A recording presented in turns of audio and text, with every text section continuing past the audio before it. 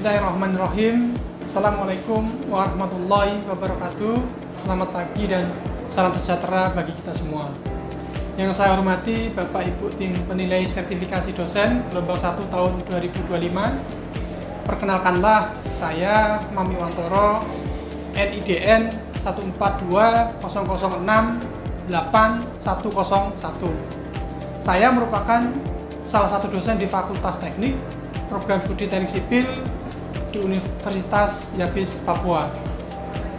Video ini saya buat sebagai salah satu prasyarat dalam rangka mengikuti sertifikasi dosen gelombang 1 tahun 2025, khususnya sebagai pernyataan diri terkait pelaksanaan unjuk kerja Tridharma Perguruan Tinggi di bidang pengajaran. Bapak Ibu tim penilai sertifikasi dosen yang saya hormati, untuk mata kuliah yang saya tayangkan sekaligus sebagai bukti dalam video pembelajaran ini adalah mata kuliah Struktur Baja 1. Mata kuliah ini memiliki bobot 2 SKS, merupakan mata kuliah wajib di program studi teknik sipil Fakultas Teknik di Universitas Yabis Papua. Di dalam proses pembelajaran mata kuliah ini, saya menerapkan beberapa metode. Yang pertama adalah metode tatap muka, di mana saya menciptakan interaksi langsung antara saya selaku dosen dengan teman-teman mahasiswa di kelas. Dimulai saya dengan ceramah, saya lanjutkan dengan diskusi serta demonstrasi suatu materi. Yang kedua, pembelajaran berbasis daring.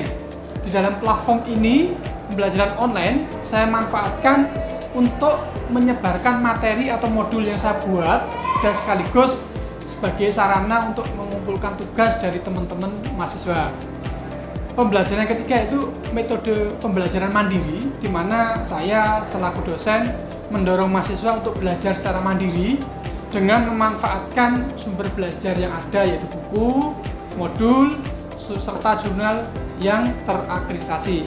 Yang terakhir adalah pembelajaran terstruktur, di mana saya memberikan tugas-tugas terstruktur yang saya rancang untuk membantu mahasiswa supaya mahasiswa mampu memahami materi yang lebih dan mendalam dan serta terarah. Bahan ajar yang saya gunakan dalam perkuliahan ini yaitu bahan ajar yang mendukung dalam pencapaian pembelajaran mata kuliah atau CPMK serta mengacu pada buku ajar dan jurnal-jurnal ilmiah yang terakreditasi.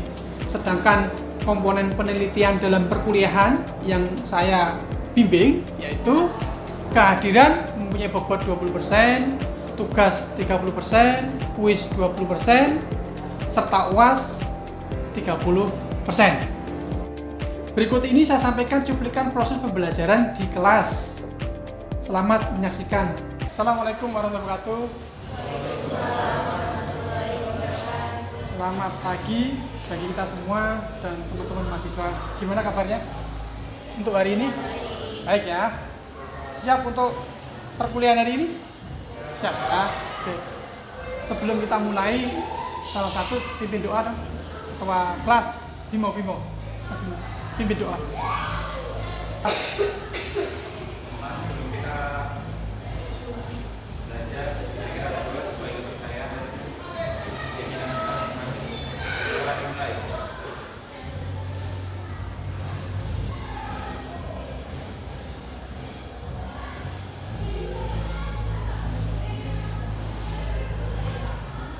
Sudah? Oke, sudah selesai. Oke, kita akan mulai perkuliahan kita pada pagi ini. Nanti absen silakan sambil jalan aja biar kita tahu kira-kira teman-teman kita yang tidak masuk hari ini. Untuk mata kuliah pada pagi hari ini adalah struktur rangka baja. Ini merupakan pertemuan yang kedua, ya. Oke, seperti biasa, aturan main kita di kelas adalah ketika kita di dalam kelas tidak boleh merokok, tidak boleh main HP. Artinya apa? Silakan HP dimasukkan ke kantong masing-masing, di silent, sehingga tidak mengganggu di dalam perkuliahan hari ini. Oke, next ya. Oke. Materi kali ini adalah perencanaan struktur batang tarik. Di akhir kuliah pada akhir perkuliahan ini diharapkan nanti teman-teman mahasiswa mampu menghitung, merancang, dan mengevaluasi daripada hasil perencanaan pada batang tarik. Ketika ini belum tercapai, maka perlu pendalaman yang lebih lanjut. Nanti di akhir pertemuan ini coba kita akan evaluasi terhadap pemahaman tujuan pembelajaran hari ini. Materinya adalah struktur batang tarik. Nah, struktur batang tarik adalah batang yang mendukung tegangan tarik. Mungkin teman-teman masih ingat ketika mata kuliah struktur rangka batang. Masih ingat? Ada batang tarik, batang tekan. Nah, ketika mata kuliah struktur rangka batang itu hanya mencari gayanya saja.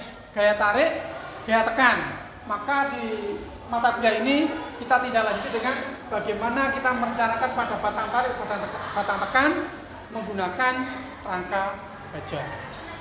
Itu bedanya.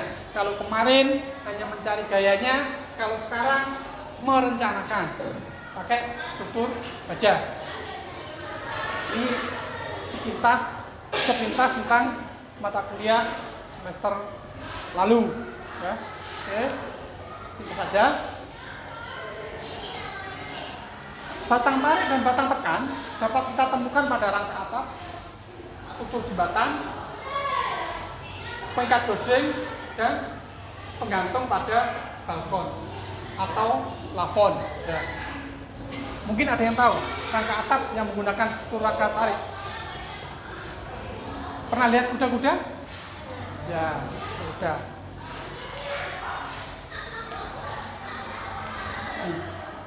Inilah aplikasi di dalam sipil, di dalam sehari-hari, yaitu penggunaan struktur rangka menggunakan baja.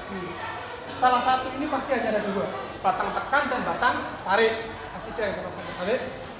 Pada jembatan, bisa jembatan kereta, bisa jembatan pada umumnya, jembatan transportasi pada umumnya yang menggunakan rangka baja. Oke, ini sepintas saja. Nanti pendalaman tentang menghitung karena kita bisa merencanakan. Oke, batang tarik nominal. Di dalam perencanaan struktur batang tarik, maka ada 3 yang harus kita tinjau terhadap leleh, terhadap fraktur, terhadap blok geser. Pertemuan kali ini kita hanya bahas 2, leleh, fraktur. Yang ketiga kita bahas minggu depan, ya, karena 3 ini dibahas dalam satu pertemuan tidak memungkinkan. Maka yang ketiga kita bahas pada minggu depan.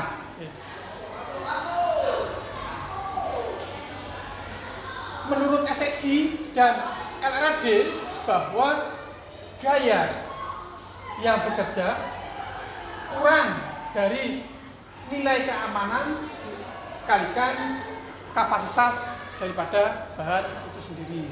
Ingat tadi ada 2, fraktur, leleh. Yang perlu diingat adalah ini, nilai C. Ketika kita bicara leleh, maka C-nya adalah 0,9. Ketika bicara fraktur, maka C-nya adalah 0,75. Faktor ini harus diingat-ingat betul. Nilai 0,9, 0,75, ya, di mana TU adalah gaya tarik aksial terfaktor. Nilai TU ini didapatkan dari hasil analisa kalian di lapangan berdasarkan beban yang bekerja. Kita analisis pakai bisa bantuan SAP atau manual terserah, sehingga didapatkan nilai gaya tarik. Nah, baru kita bandingkan kapasitas terhadap beban, kapasitas bahan yang kita pilih kalikan faktor. Ini harus lebih besar daripada ini. Nanti untuk detailnya coba kita aplikasikan di dalam contoh permasalahan, contoh soal. Sampai sini ada yang tanya? Next, lanjut ya, nanti di soal aja. Oke, ingat ada 3 yang saya perhatikan: leleh, fraktur, geser blok. Kita pelajari 2 dulu.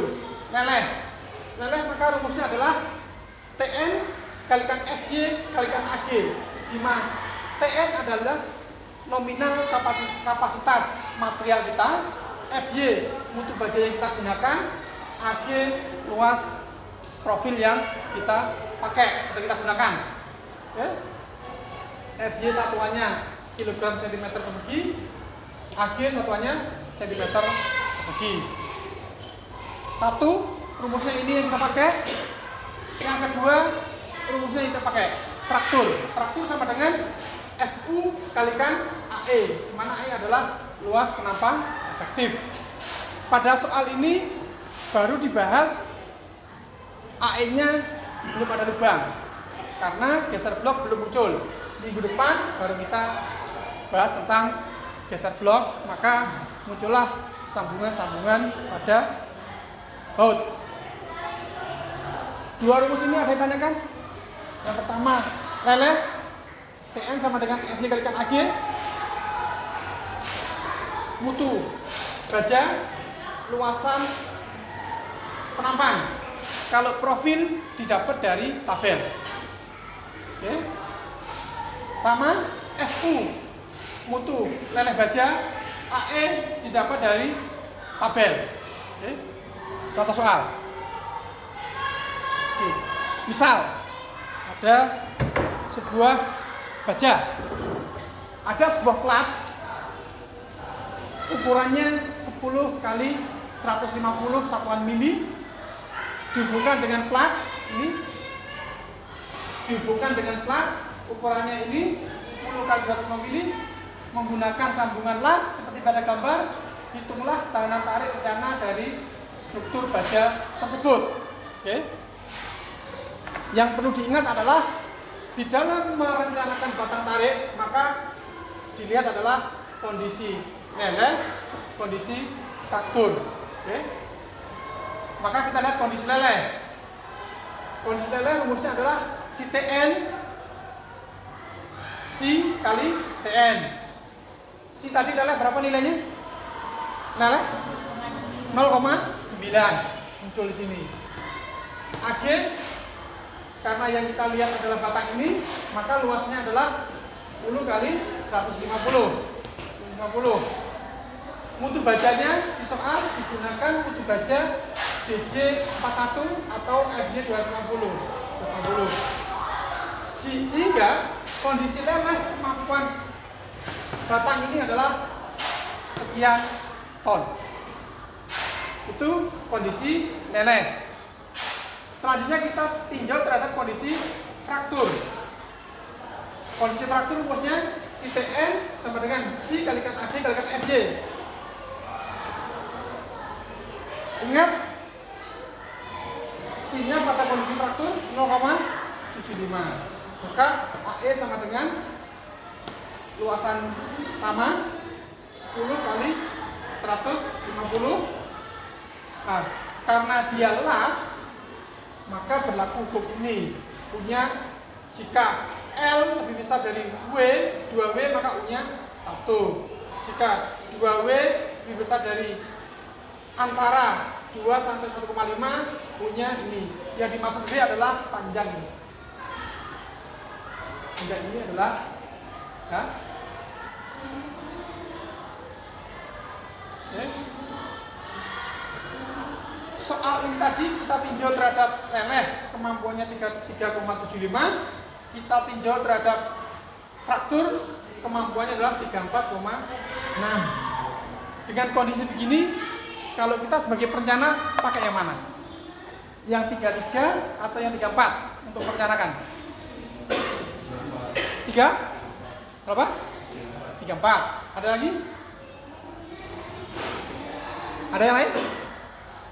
Kalau kita untuk merencanakan mau pakai 34 atau 33? Ini penting karena ini mengambil keputusan ini kalau nggak hati-hati kita sebagai orang perencanaan bisa menyebabkan kegagalan suatu konstruksi.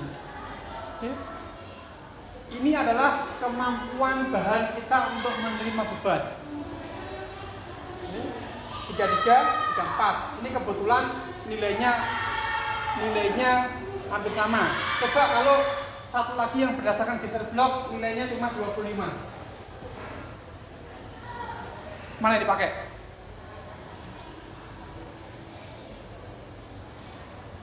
Seorang engineer harus jeli. Ini bahan, ya. Tak kemampuannya dia itu dalam perencanaan ini 25, 33, 34, ya.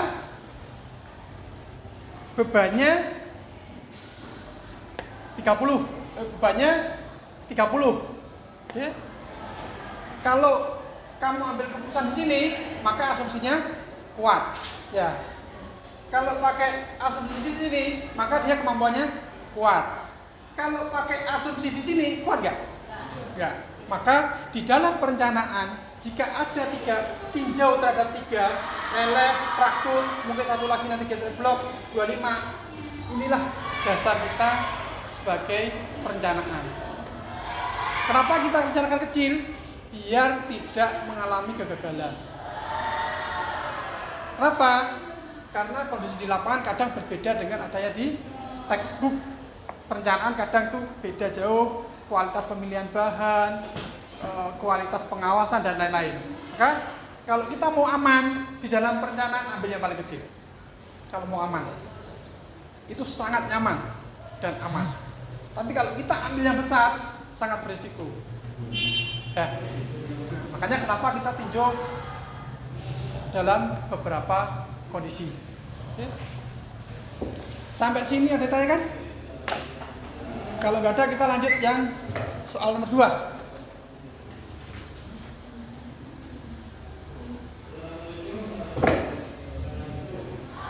Ada tanya kan? Kalau nggak ada, lanjut ya. Lanjut. Lanjut kedua. Ini tentang kelangsingan batang tarik, ya. Rumusnya adalah I sama dengan min kali A. Nanti dimenyesuaikan aja.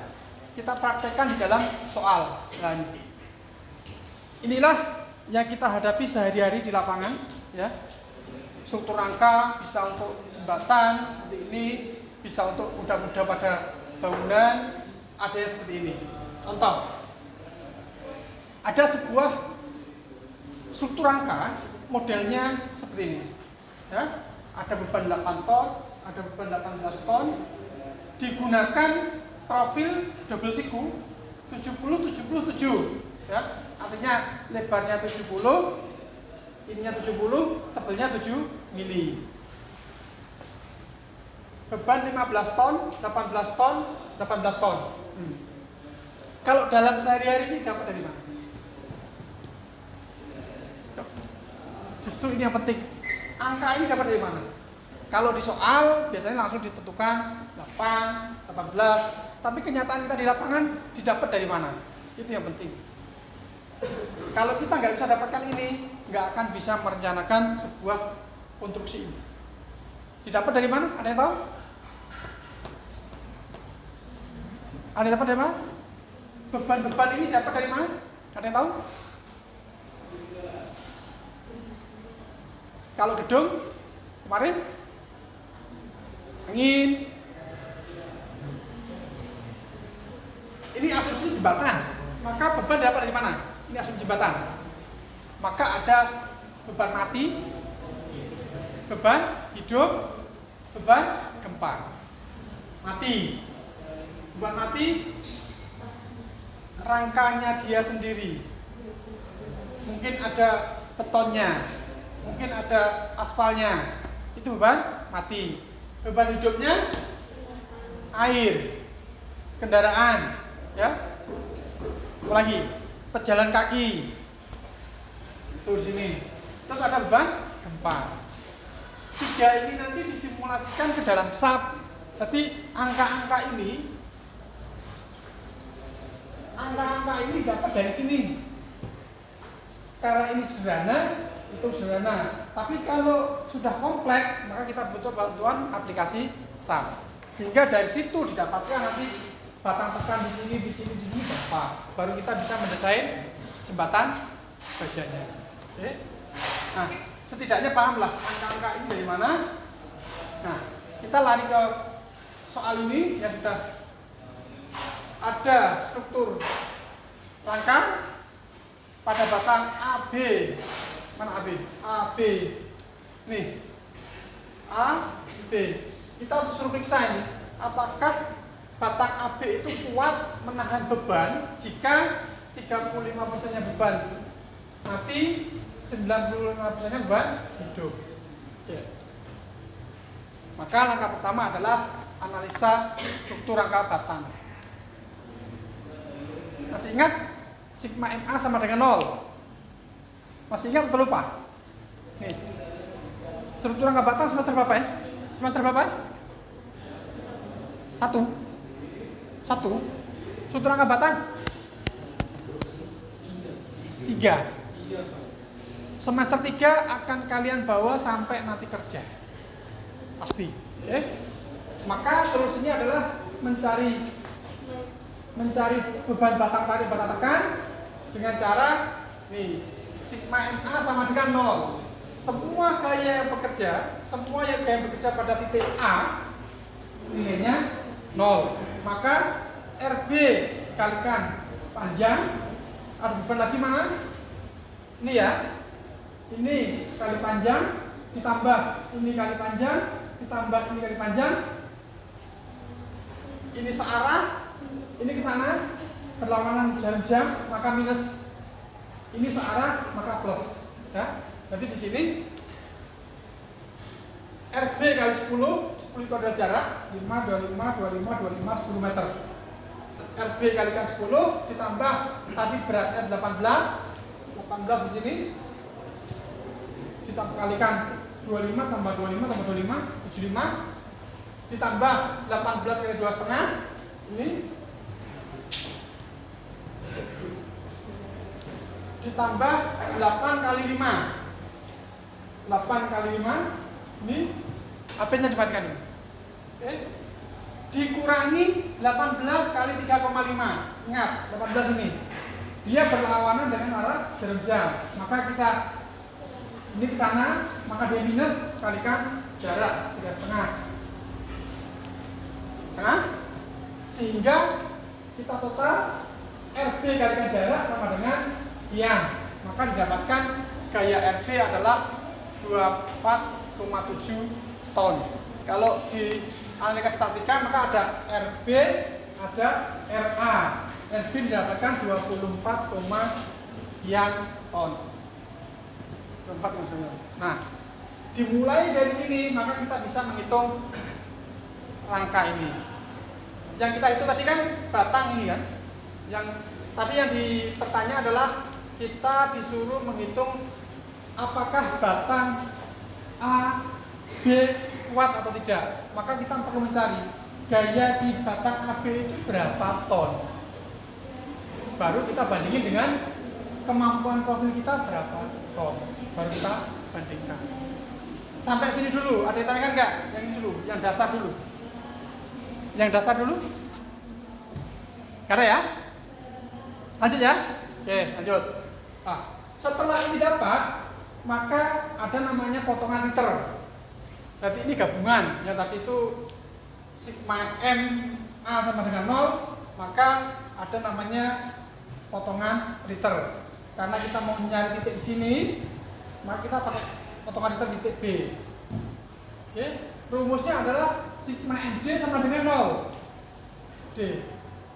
Kalau kita sigma MD sama dengan 0, maka ini jadinya 0, tinggal ini kita tahu nilainya. Ini tahu nilainya. Sigma MD sama dengan RB kalikan jarak ini dikurangi ini kan 0 kan? Batang BD karena dia nggak di jarak 0, maka ditulis searah jarum jam ditambah dengan nilai ini. Nah, ini apa? Batang ini, batang BA kalikan jarak. Sigma MD sama dengan SAB kalikan 3,5 dikurangin 2,4 kalikan 2,5. Nanti ini RB. D di sini ya, D di atas ini. D di atas ini. Berarti ini kalikan jarak 3,5. Oke. dikurangi ini. Oh, sorry, SAB ini. SAB tadi kita di sini, kita rotasinya di sini. Setelah tahapan ini didapat, maka kita tahu nilai gaya yang bekerja pada batang SAB. Selanjutnya baru kita bisa merencanakan kita mau pakai baja berapa gitu. Di sini kan sudah ada bajanya ini. Pakai profil 77. Kita disuruh ngecek apakah dia kuat. Maka gayanya ini. Inilah yang menarik batang ini sebesar sekian ton. Nah, maka kita rencanakan.